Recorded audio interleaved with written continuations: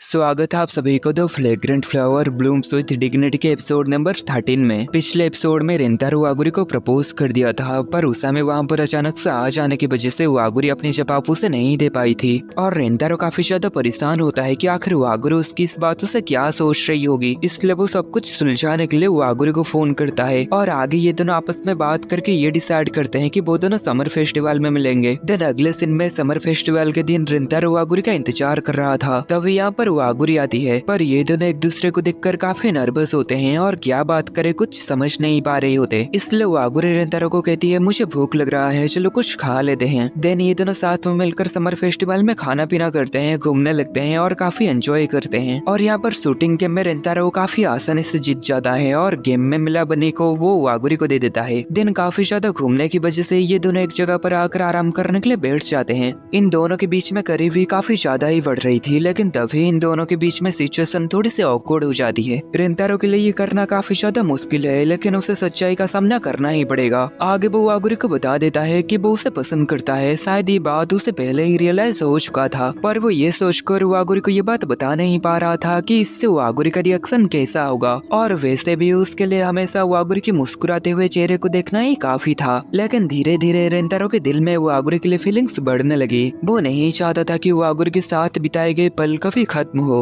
और उस रात रेंतारो अपनी फीलिंग्स वागुरी को बता दिया, क्योंकि उसके मन में डर था अगर समर वेकेशन के बाद वो फिर से कभी वागुरी से मिल ना पाए तो क्या होगा। उसे पता होता है ऐसा करने से वागुरी और उसके बीच की दोस्ती खत्म हो सकती है, पर वो अपनी फीलिंग्स को और ज्यादा अपने अंदर दबाए नहीं रख सकता। भले ये थोड़ा सा सेल्फिशनेस हो, पर वो वागुरी के साथ और भी ज्यादा टाइम स्पेंड करना चाहता है। वो समर फेस्टिवल के बाद और उसके बाद और पूरी जिंदगी भर के लिए वो वागुरी के साथ रहना चाहता है। ये सब वागुरी को बताने के बाद रेंतारो कहता है मैं बस तुमसे इतना ही कहना चाहता था। और आगे वो ये भी बताता है कि उसे इससे कोई भी दिक्कत नहीं होगी अगर वागुरी उसे रिजेक्ट भी कर दे। वो बस आखिर में माफी मांगता है कि ये सब बता के वो उन दोनों के बीच की दोस्ती को खराब किया। वागुरी उसे बताती है कि तुम्हें माफी मांगने की जरूरत नहीं, मैं भी तुम्हारी तरह ही हूँ। देन आगे वो पूछती है क्या तुम्हें उस दिन याद है जिस दिन हम पहली बार एक दूसरे से मिले थे। रेंतारो को लगता है शायद वो उस दिन की बात कर रही है जिस दिन वो वागुरी को अपने शॉप में काफी सारे केक्स खाते हुए देखा था। और उस दिन वागुरी रेंतारो को देखकर काफी ज्यादा शर्मा के वहाँ से भाग गई थी। पर तभी वागुरी कहती है कि वो उस दिन की बात नहीं कर रही। वागुरी बताती है कि उससे भी पहले वो दोनों एक दूसरे से मिल चुके हैं, जहाँ पर रेंतारो उसे उसकी डिप्रेशन से निकालने में उसकी मदद किया था। पर रेंतारो को ये बात याद ही नहीं होता। हमें 1 साल पहले का सीन दिखाया जाता है, जहाँ पर वागुरी अभी के जैसे इतनी ज्यादा खुशमिजाज नहीं थी, क्योंकि वो काफी ज्यादा बुरे समय से गुजर रही थी और वो काफी ज्यादा डिप्रेशन में भी होती है। उस रात बर्फ गिर रहा था और इससे बचने के लिए ना ही उसके पास स्कार्फ और ना ही उसके पास अम्ब्रेला होती है। तभी वो साइड में केक शॉप को देखकर उसके अंदर जाती है। भले ही उसे केक काफी पसंद होती है, पर वो इतना भी ज्यादा केक नहीं खाती। पर जब वो इस केक शॉप की केक को खाती है तो उसे ये इतना ज्यादा पसंद आती है कि उसके आंखों में से आंसू बहने लगता है। उसके अंदर दबी हुई सभी दुख उसके आंसू के जरिए बाहर आ जाती है।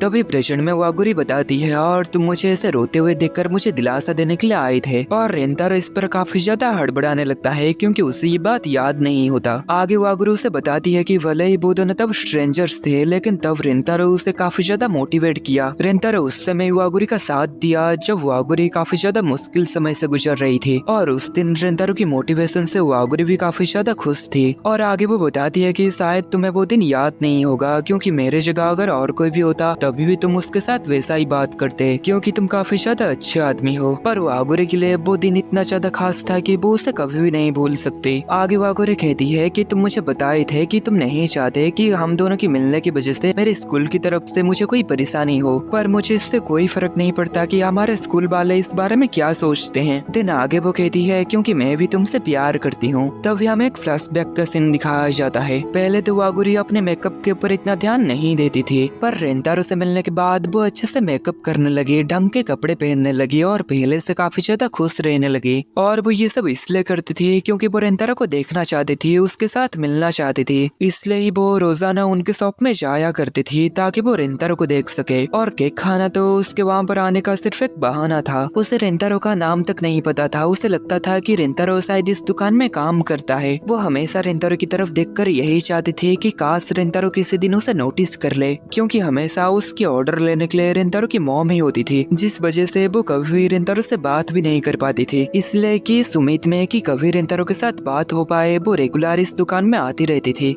और रेगुलर यहाँ पर आने की वजह से और उनकी सभी फ्लेवर्स की केक को ट्राई करने की वजह से रेंतारो की मॉम मुझसे कहती है कि तुम हमारी दुकान की टॉप कस्टमर हो। वागुरी बताती है कि आपकी केक होती ही इतनी ज्यादा टेस्टी कि मैं अपने आप को यहाँ पर आने से रोक नहीं पाती। तभी रेंतारो की मॉम मुझसे बताती है कि ये केक उनके हस्बैंड ने बनाए हैं और वो है हमारा बेटा, जो कि कभी कभार हमारे दुकान के कामों में मदद कर देता है। और ये जानकर के रेंतारो यहाँ पर काम नहीं करता, ये इनका बेटा है। वागुरी काफी ज्यादा हैरान होती है और वो ये जानकर काफी खुश भी होती है कि रेंतारो उसी की उम्र का ही है और हाई स्कूल में जाता है। दिन आगे वो काफी ज्यादा शर्मा के यहाँ से भाग जाती है और घर जाके सोचती है कि आखिर उसका नाम क्या होगा। और इसलिए ये पहले एपिसोड में जब उसे रेंतारो का नाम पता चला था वो काफी ज्यादा खुश हुई थी। दिन अगले दिन में वागुरी बार बार उनके दुकान में जाया करती थी पर कभी भी वो रेंतारो के साथ मिल नहीं पाती थी। वो रेंतारो से मिलने के लिए काफी ज्यादा तैयार होके जाती, काफी सुंदर कपड़े पहनती, काफी मेकअप भी करती, पर रेंतारो के साथ बात करना तो दूर की बात, रेंतारो कभी भी उसे नोटिस तक नहीं करता और इस वजह से उसे और उम्मीद भी नहीं होता है कि वो रेंतारो से और कभी भी बात भी कर पाएगी। पर एक दिन जब बारिश हो रही थी, वागुरी ना ही अच्छे कपड़े पहन के आई थी ना ही ज्यादा मेकअप की थी, क्योंकि उसे उम्मीद भी नहीं था कि आज भी वो रेंतारो से मिल पाएगी। पर उसी दिन ही वही दिन था जब रेंतारो वागुरी को इतना ज्यादा केक खाते हुए उसे देखता ही रह गया और वागुरी इससे काफी निराश होते है कि वो हर दिन काफी ज्यादा अच्छे कपड़े पहन के आती थी ताकि रेंतारो उसे नोटिस करे। और आज रेंतारो जब सच में उसकी ओर देख रहा है तो वो ना ही अच्छे कपड़े पहने हुई है और ना ही अच्छे से मेकअप की हुई है। और रेंतारो को देखकर उसे समझ आ गया था कि रेंतारो उसके बारे में सब कुछ भूल चुका है, जो कि उसे बिल्कुल भी अच्छा नहीं लगा। इसलिए उस दिन वो रेंतारो को खुश ना कह के वहाँ से भाग गई। पर वो सोचने लगी क्या सच में उसका प्यार एक तरफा था। इसलिए वो अगले दिन फिर से रेंतारो से मिलने के लिए उनके दुकान पर गई। दिन इसके बाद क्या होता है ये तो हमें पता ही है। ये दोनों साथ में बैठकर केक खाते हैं और एक दूसरे को इंट्रोड्यूस करते हैं। दिन अगले दिन स्कूल में भी वो रेंतारो के बारे में ही सोच रही थी। अपने ध्यान को थोड़े समय के लिए रेंतारो के ऊपर से हटाने के लिए जब वो खिड़की खोल के बाहर को देखती है तो वो सामने के स्कूल में देखती है रेंतारो को और रेंतारो उसे देखते ही अपनी पर्दा बंद कर लेता है। और वागुरी ये जानकर काफी खुश होती है कि रेंतारो उनके बगल के स्कूल में ही पढ़ता है। वो काफी खुश होती है कि वो अब रेंतारो से डेली मिल सकती है। दिन प्रेजेंट में वागुरी एक दूसरे की नाम लेती है और बताती है कि इससे कोई फर्क नहीं पड़ता कि मैं किस स्कूल से पढ़ती हूँ या फिर तुम किस स्कूल से पढ़ते हो। और शुक्रिया तुमने अपने फीलिंग्स मुझे बताए, क्योंकि वो भी रेंतारो की तरह काफी डरी हुई थी क्योंकि अपनी फीलिंग्स कन्फेस्ट करने के बाद इन दोनों की दोस्ती खराब ना हो जाए। और ये पता चलने के बाद कि रेंतारो भी उसे काफी ज्यादा पसंद करता है तो उसके मन में और कोई भी डर नहीं है और वो काफी खुश होकर कहती है कि वो भी रेंतारो को काफी ज्यादा पसंद करती है। और यहीं पर ही इस एनिमे का सीजन 1 खत्म होता है। और माफ करना क्योंकि पिछले एपिसोड में मैंने बताया था कि वहीं पर ही सीजन 1 खत्म होता है, पर इसका तो और एक एपिसोड था। इसका टोटल 13 एपिसोड है। और अगर वीडियो पसंद आया तो वीडियो को लाइक और चैनल को सब्सक्राइब करिएगा। एंड थैंक यू फॉर 10 के सब्सक्राइबर्स के लिए।